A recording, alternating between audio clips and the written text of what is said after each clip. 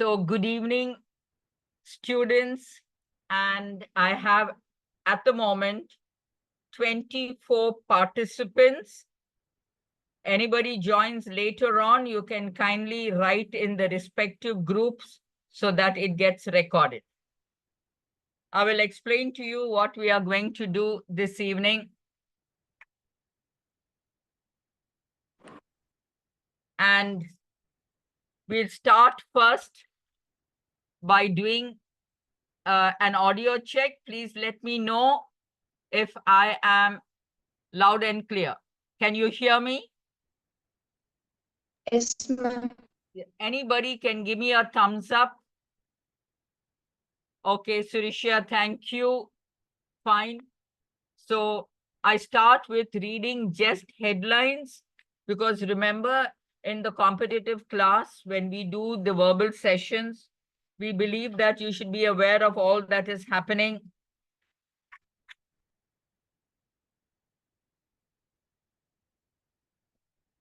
The first point is we will take, okay, so just a moment.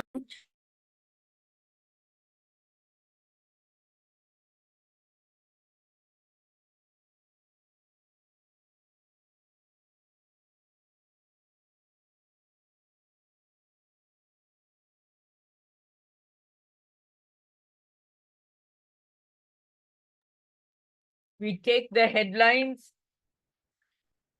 and the headline talks about core sector growth slips to a 20-month low of percentage. You can have more details by looking at page number 13 of the Hindu on business. Most sectors barring coal record sharp slide in output growth. Steel production growth slides to a 27-month low, while expansion in natural gas output dips to a 13-month low pace. Coal production expands by 14.8, the fastest in 8 months. From this page, I move on to page number 12, which talks about, this will be of interest to the candidates who are giving a bank exam where they ask for current events, etc. Bill to replace Aircraft Act tabled in Lok Sabha amid protest. It intends to bring radio telephone operator restricted certificate test within the DGCA ambit. Now, what does DGCA stand for? Directorate General of Civil Aviation. And the new bill of 2024 seeks to replace the Aircraft Act of 1934, was tabled in the Lok Sabha on Wednesday. Now, aspiring pilots said that if the proposal came through, they would be able to appear for the RTA exam. What is the expansion for RTA? Radio telephone operator restricted. So they will be able to appear for that exam in any of the DGCA's 14 examination centers. So much about that article, and I will move on to, we've already been following this article in the newspaper. It talks about page number 10. It was there even in the previous week. Supreme Court to decide if states can take retrospective. Retrospective means from the past, retrospective taxes on mines. The Solicitor General says allowing states to demand retrospective taxes will have cascading. The meaning of the word cascading is to come down. Cascading effects which will ultimately impact common man. Top court reserves order on query raised by center. I'll just read one snippet and I'll read the concluding paragraph, and you can follow the article in any newspaper. I'm reading from the Hindu. A 9-judge bench. So the bench does not refer to the wooden bench, but it refers to, it's the collective noun, the 9-judge bench of the Supreme Court on Wednesday. Wednesday was 31st July. Reserved orders for a query raised by the center on whether its July 25th judgment. I told you it came in the paper earlier. It appeared on July 25. Upholding the power of the state legislatures to tax mines and mineral rights would be applied retrospectively. Now, there are so many other details involved, and they go to talk about mines were leased out in public auctions way back in 2015, and there are so many amendments, and now they want to know whether they can get retrospective effect. The verdict noted how mineral-rich states. What do we mean by mineral-rich? It's a compound noun. So these states have a lot of minerals, and naturally it's going to have an effect, it's going to have a result on the economy. States like Chhattisgarh, Jharkhand, and Odisha continue to have per capita income below national averages and trail in economic development. The court had further held that royalty paid to states by mining lease holders was not taxed. You can read that again for your own information. India, China hold 30th round of border talks. Both agree to uphold peace and tranquility. What do we mean by peace and tranquility? Now, you know, India and China, we share certain common borders. And they are saying, okay, we'll not have any kind of aggression. So India and China on Wednesday held the 30th meeting of the Working Mechanism for Consultation and Coordination on India-China Border Affairs, WMCC. That's the acronym, in which New Delhi, during which the discussion was in-depth, constructive, and forward-looking. And both sides agreed to maintain the momentum through established diplomatic and military channels, the Ministry of External Affairs said. The talks come amid indications the two countries are making efforts to resolve. To resolve is to solve it. The standoff is the argument along the line of actual control, LAC. LOC is line of control. LAC is line of actual control in Eastern Ladakh. Okay. So that was something from the news. What's the sad news in the paper, or the tragedy that we have been going through? It is the Wayanad disaster. And the editorial on page number 8 is titled Unnatural Disaster. So, natural disaster, you cannot do anything in. But why do they call it an unnatural disaster? I could read a few lines. It will help you even for your reading comprehension if you can understand.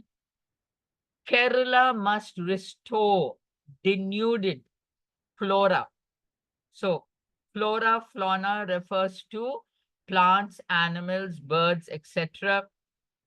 And rehabilitate, give homes again to people. Where? in vulnerable. Vulnerable means a very weak area. Vulnerable areas. Climate change can encourage unprecedented. The meaning of the word unprecedented means never before. Unprecedented weather, precipitating natural disasters of magnitudes that may surprise local responders. The calamitous, coming from the word calamity, meaning a very negative, tragic incident. The calamitous landslides in Wayanad district in Kerala on July 30 are not necessarily such disasters. Parts of Kerala have been bearing the brunt. This is idiomatic English, to bear the brunt, to take the responsibility, or to face the problem. Bearing the brunt of heavy rains during the southwest monsoon and landslides are a yearly affair. But deadly landslides are new. So yeah, they have a lot of rain, they have a lot of floods, but these kind of landslides are new. This week, heavy rains triggered. Triggered means started something. Heavy rains triggered multiple landslides that have killed 200 people and laid waste to a few villages. The region is a tourist destination and incentivizes infrastructure development to maximize revenue potential. Now I'll start skipping and I'll read areas that you can put together to join the dots. Please follow me. The geological peculiarities. So what do we mean by geological peculiarity? The topography or the geography of that place. The geographical peculiarities of landslide prone Idiki, Kottayam, Malappuram, Wayanad have been evident for years. They also feature prominently on landslide risk maps. Blame for the landslide's deadly recurrence must be shared by climate change and a state. Who is a state? The state is Kerala. That has been repeatedly caught off guard. Again, idiomatic English, caught off guard. You were not prepared for it. A recurring issue is a lack of advance warning and emergency preparedness. Always, we are never aware of what things happen. Landslides are more common in ecologically fragile areas. The monsoons have been producing more short bursts of intense rain, resulting in soil types becoming easier to dislodge, easier to make the soil loose, especially when quarrying, when you are, cutting down rocks. So that area disturbs everything. And also the ecosystem's ability to cope with changing natural conditions have been compromised. So finally, they say the panel recommendations were designed to tame the effects of unpredictable weather without denting economic growth. But today, Kerala is sliding past the point of having an option to balance development needs with environmental concerns. So that is the key takeaway. Of interest to you and of interest to me, but unfortunately, I do not have time. You can read about AI, artificial intelligence, and the cultural policies, not just regulation. Having said so, thank you very much for being part of the reading. This will be very useful for, if CAT students are here, it's going to help you for your GD. If there are bank students here, it's going to help you for your general knowledge. So either way, it's a win-win situation. Now, we will go to, please take your verbal books. We will go through the topic of, go to the last close test, numbered 91 to 100. Kindly go to the last close, CLOSE, close test 91 to 100. I'll give you 1 minute to find it in your books. Please do so. I hope you have got it. Somebody can give me a thumbs up. Let me look at all the familiar names. Does anybody have the textbook here is my doubt. Mitesh, Madhavan, Subbalakshmi, one person has put up a thumb. Who's that? I need to check everybody. Madhavan has given. Aditya, are you here in the class? Aditya's cat. Okay, I don't know. No response. Okay. 91 to 100 directions for the question. Thank you, Aditya. Yes, Ronak, I'm in a class, but I can help you.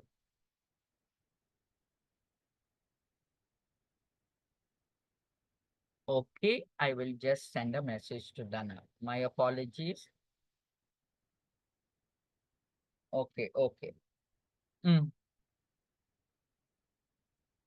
Mm. Mm.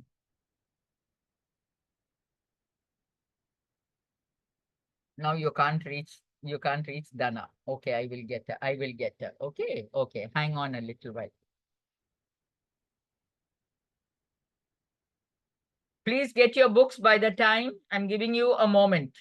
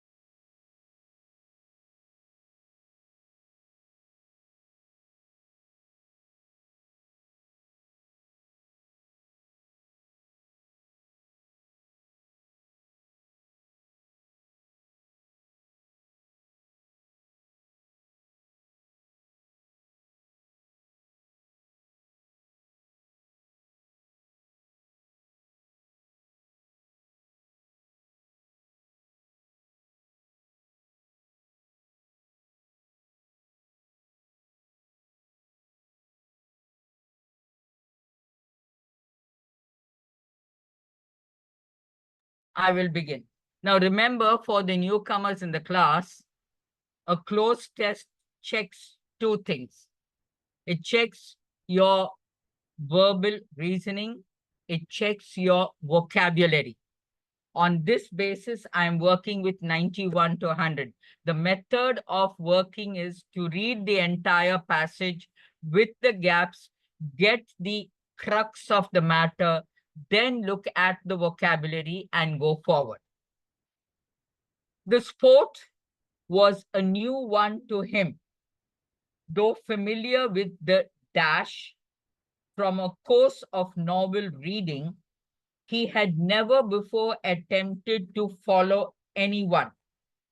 And it appeared to him at once that in actual practice, the proceeding was dash with difficulties.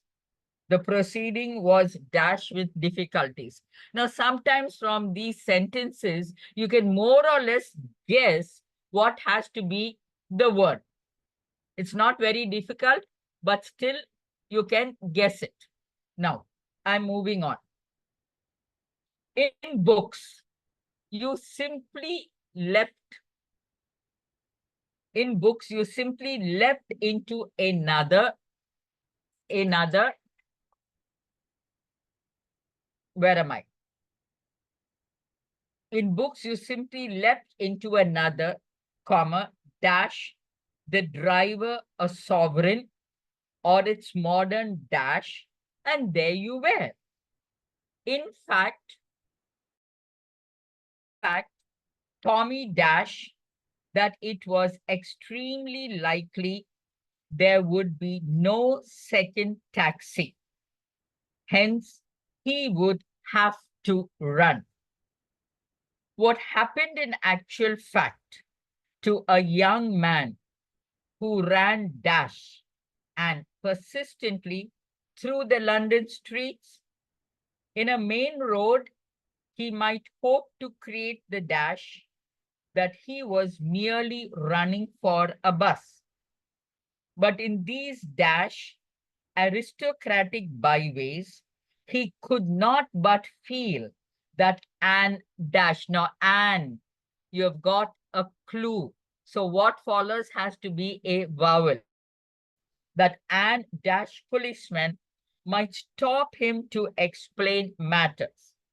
At this dash in his thoughts, a taxi with flag erect turned the corner of the street ahead. So, what do you understand overall from this passage? Overall, from this passage, you understand that there is somebody trying to get a vehicle and it's not happening. Very simple. Okay. I give you 1 minute and I'm on the class with you for you to have a look at the passage. When you have a look at the passage, you are able to get some kind of overall idea, and then I'll start solving for you. But first, take 1 minute to read what I have read aloud. Perhaps I've read very fast. You might want to read slower.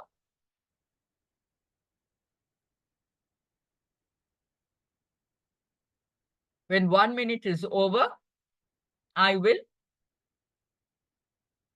start the explanation.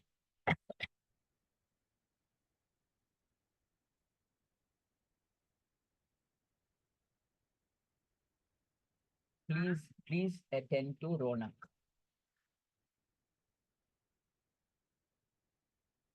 Right.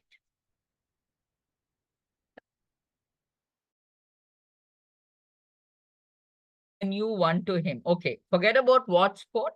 Sometimes it could be used in an idiomatic expression. Though familiar with the dash from a course of novel reading, he had never before attempted to follow anyone. So the personality or the protagonist says, I know how to do this by reading, but I've never actually done it. Now, what can we take to fill up the A blank? We have got 5 words. Technicalities, holes, formal, play, and none of these. You find in this exercise, you have none of these given in each of the options. If you take the word with the holes from a course of the novel, there is no context. With the formal, no context. With the play, no context. And you have one more word left out. With the technicalities, yes, we can in theory learn how to do it, but we have never absolutely done it. So the only word that will suit will be technicalities. Please underline or mark technicalities. Then we continue. In actual practice, the proceeding was dash with difficulties. Now, what can be the collocation? Collocation means words that go together. What can be the collocation? It can only be plenty of difficulties, filled with difficulties, F-I-L-L-E-D, filled with difficulties. And we don't have filled, we have fill.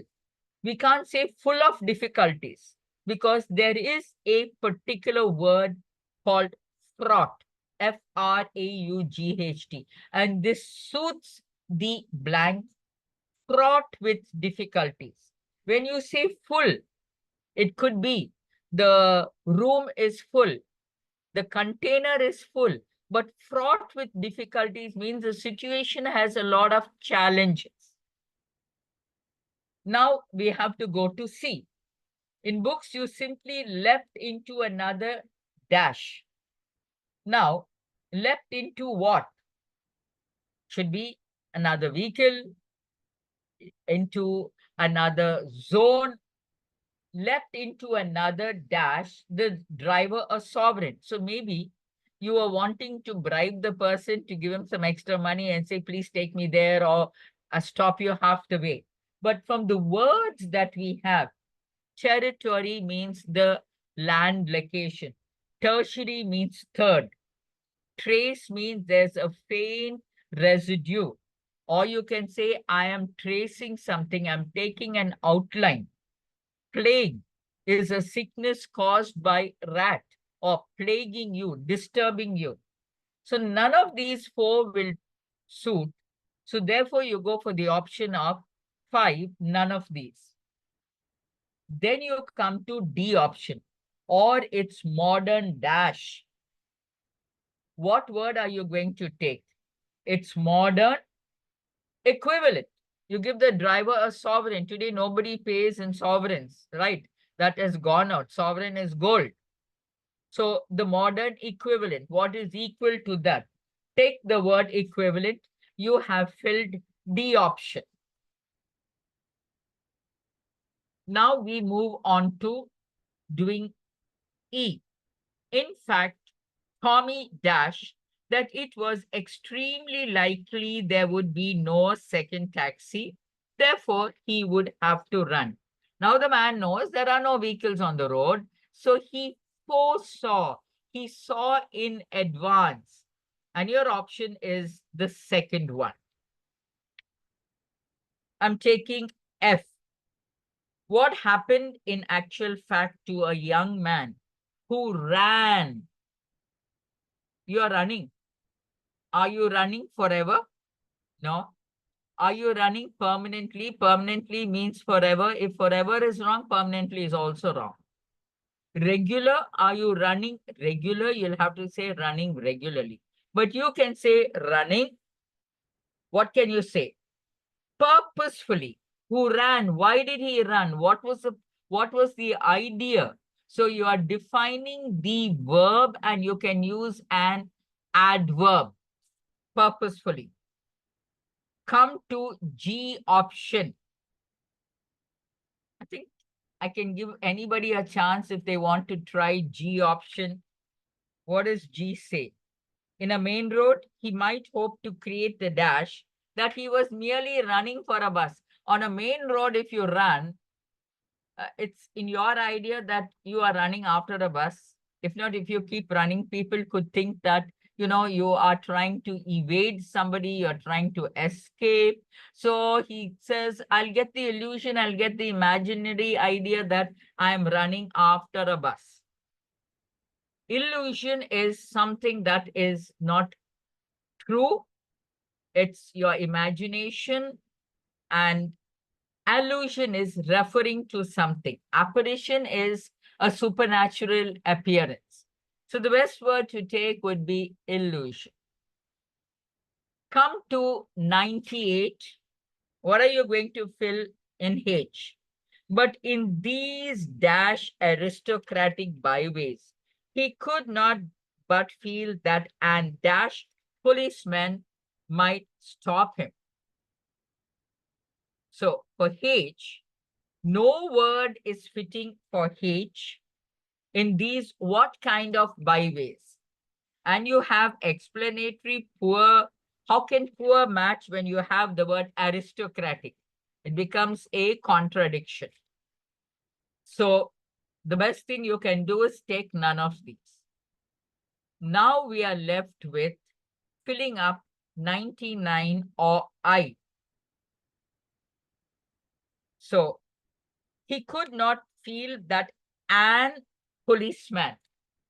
So you need to look at which will have the correct application. So there could be a policeman who, even though it's not his job, by virtue that he is there as a security personnel, might come forward to offer his services, and he is known as an officious person.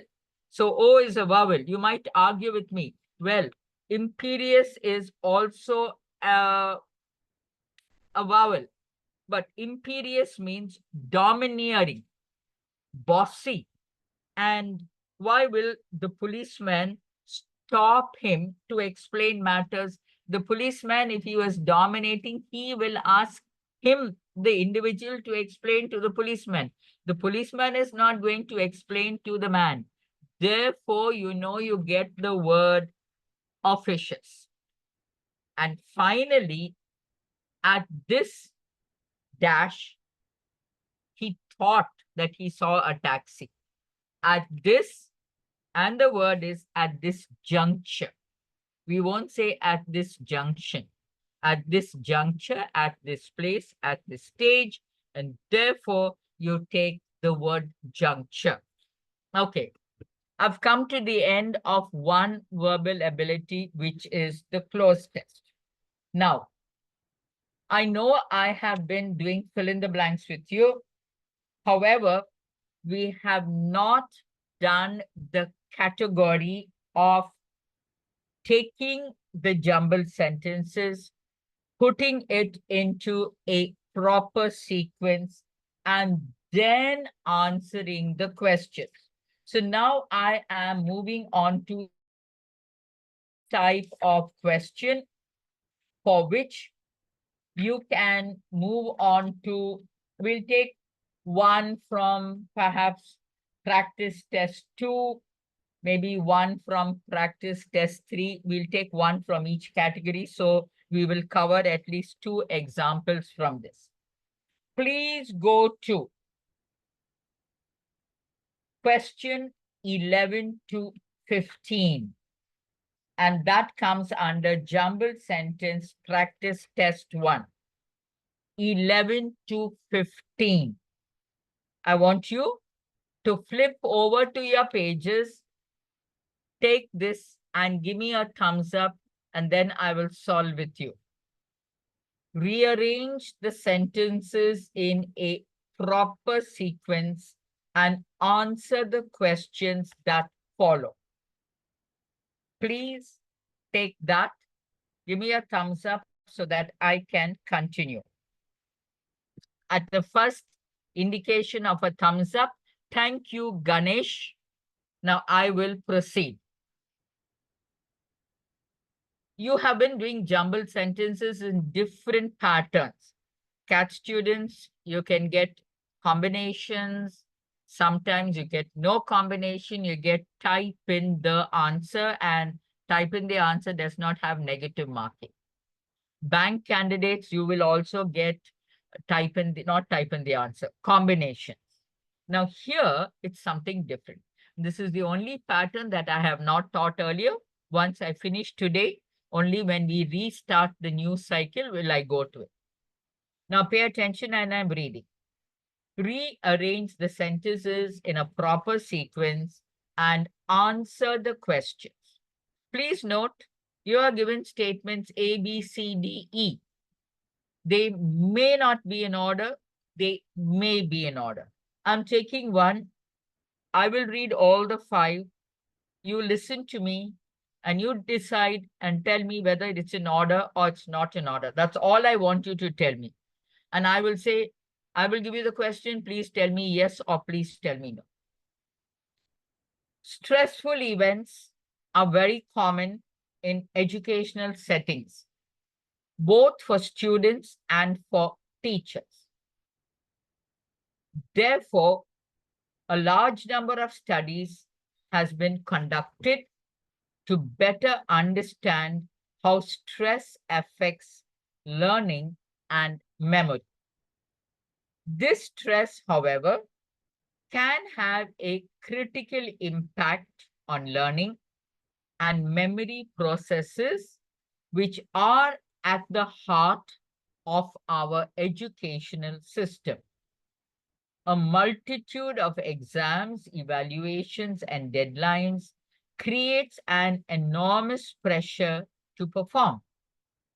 Beyond their relevance in educational contexts, stress-induced alterations in learning and memory are also thought to contribute to stress-related mental disorders such as major depressive disorder or post-traumatic stress disorder. I ask you one question. Please tell me whether you think these 5 lines are in order. If you say yes, give me a thumbs up or write in the box whether or not you think that this is in order or it is not in order. Just let me know whether you think these 5 sentences are in order.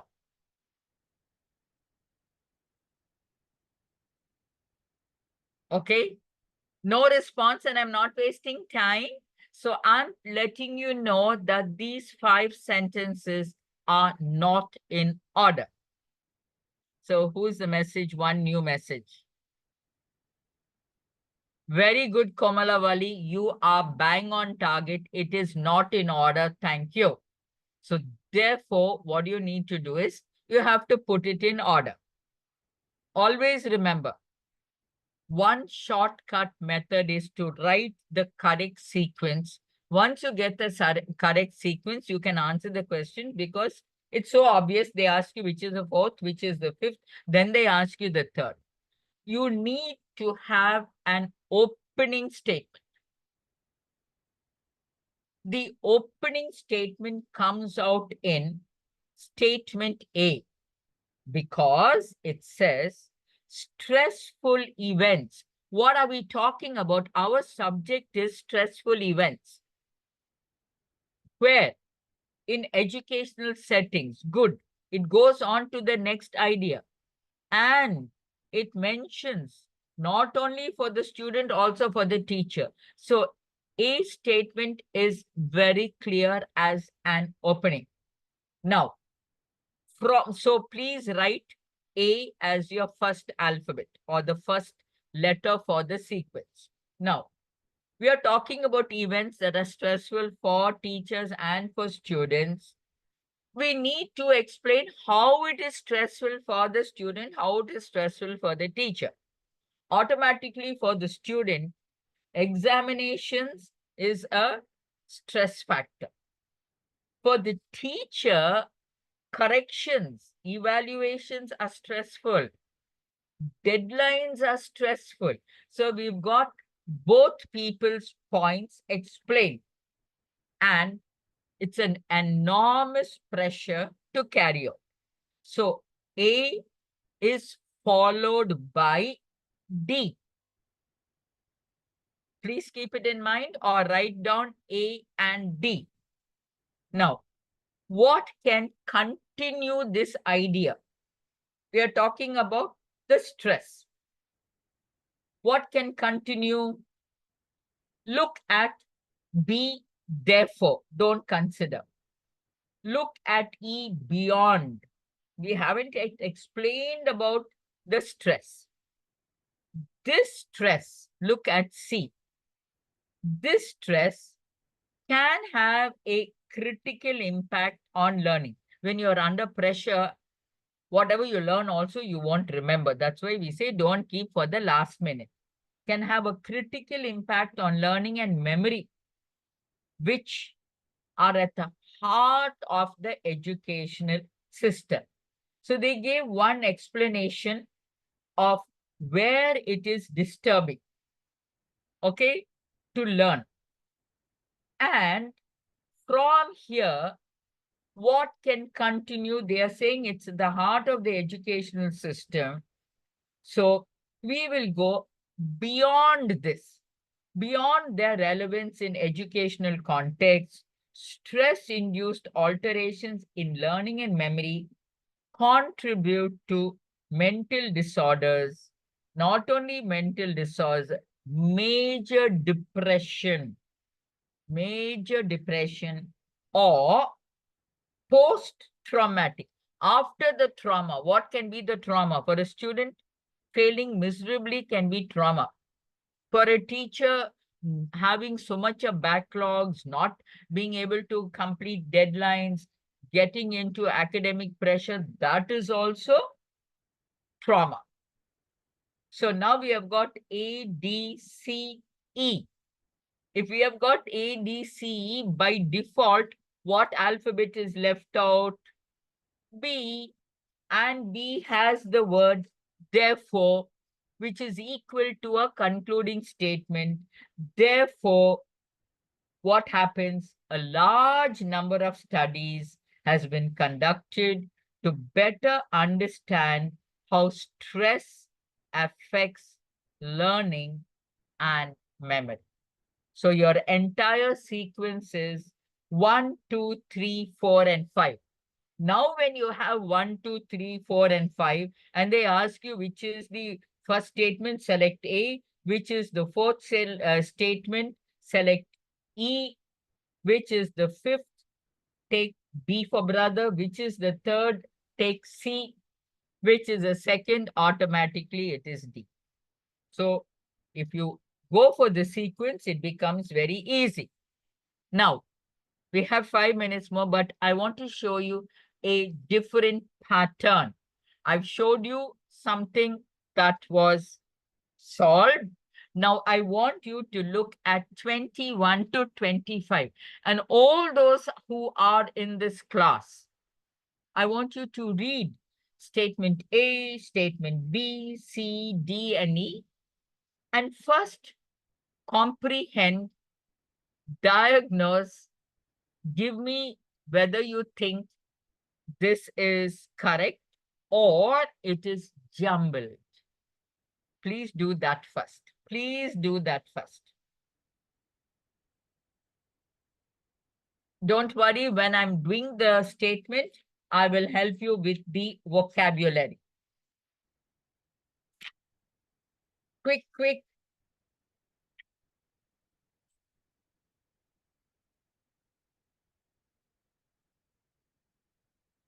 I'll give you a chance. It's nice when you get to work and, you solve by yourselves.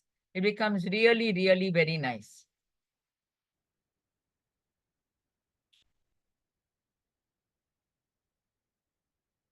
One minute more, and let me see who will identify whether it's correct or it's not correct. That's all I am asking you to do.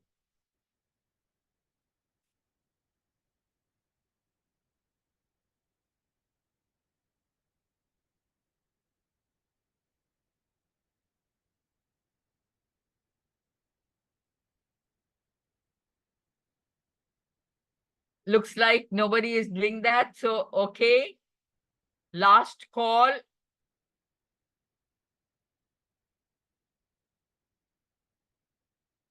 Komalavali says not in order, ma'am. Ganesh says not in order. Are you giving me that answer for 21 to 25? Or are you, or was this your earlier order?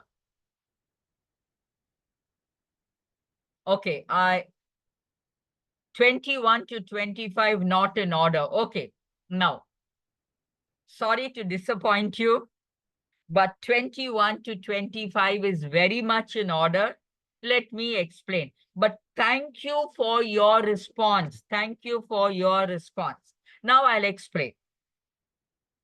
First, we'll read the statements. Okay, so if there's a problem on vocabulary and that's why you couldn't understand, I'll explain.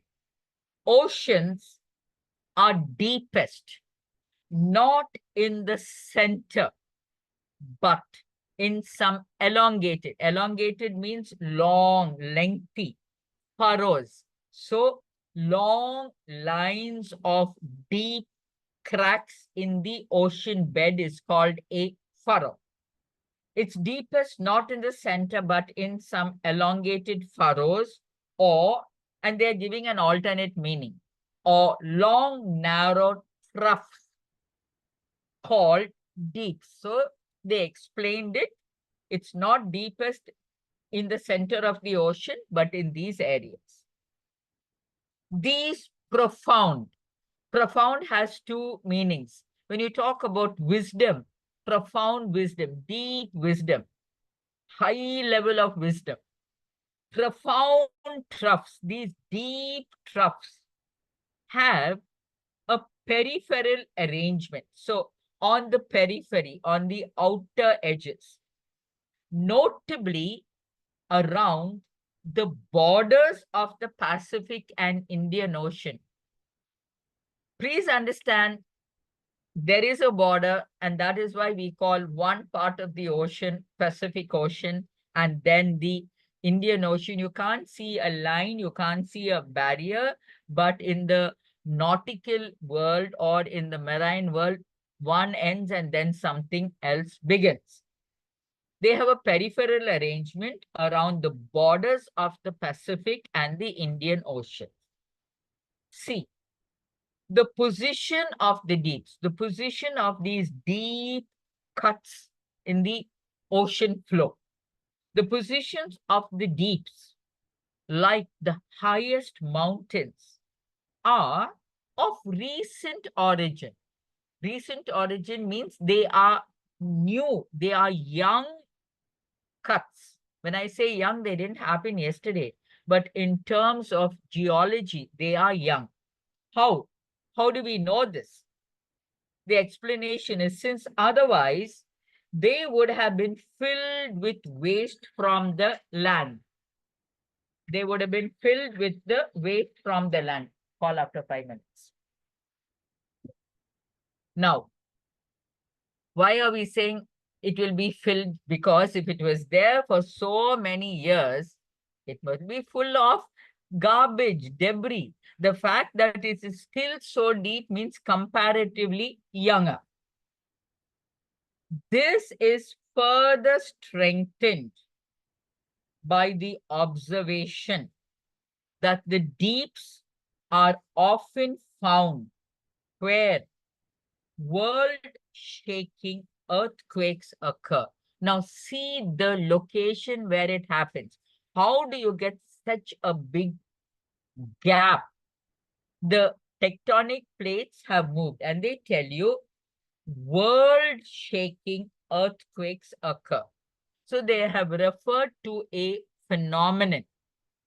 To explain this phenomenon, they are giving you an example which goes as, to cite an example, to quote an example, to give an explanation, to cite an example, the tidal wave, and it's within quotations, that in April 1946 caused widespread destruction along the Pacific coast, resulted from a strong earthquake on the floor of the Aleutian Deep. Now, they're giving you an example of this very strong tidal wave, what today we call the tsunami.